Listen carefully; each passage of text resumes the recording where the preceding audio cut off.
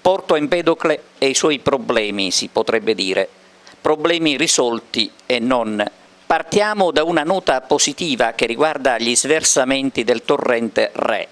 Cosa è successo? Lo spiega il sindaco Ida Carmina. Sono qui per dirvi una cosa, dico, forse nessuno ha notato che per il primo anno da tempo immemorabile in questo sito qui vicino al Kenya, dove c'è la foce del torrente Re, non si è verificato in tutta l'estate uno sversamento, una rottura che abbia determinato l'invasione di liquami sulla spiaggia.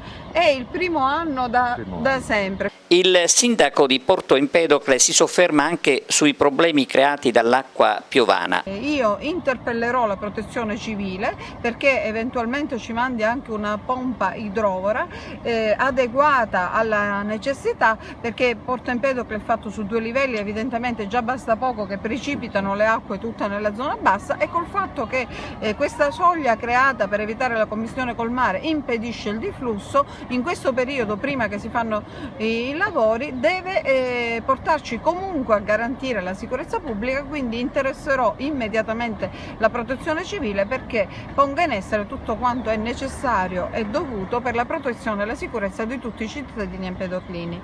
Intanto cresce il numero delle multe elevate dai vigili nei confronti degli incivili che non rispettano la raccolta differenziata e lasciano per terra i sacchetti dei rifiuti.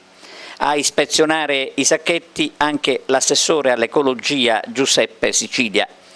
Negli ultimi 10 giorni, dopo le 100 multe elevate a Ferragosto, i vigili urbani di Porto Empedocle e gli operatori ecologici sono riusciti ad individuare un'altra ventina di persone nell'atto di abbandonare la spazzatura ai bordi delle strade, soprattutto nella zona dei grandi lavori a Piano Lanterna e nel centro cittadino.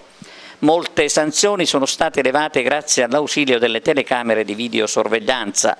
Purtroppo siamo di fronte ad un fenomeno che non accenna a finire, dice il comandante dei vigili empedoclini Calogero Putrone, ma siamo decisi a combattere questa battaglia di civiltà.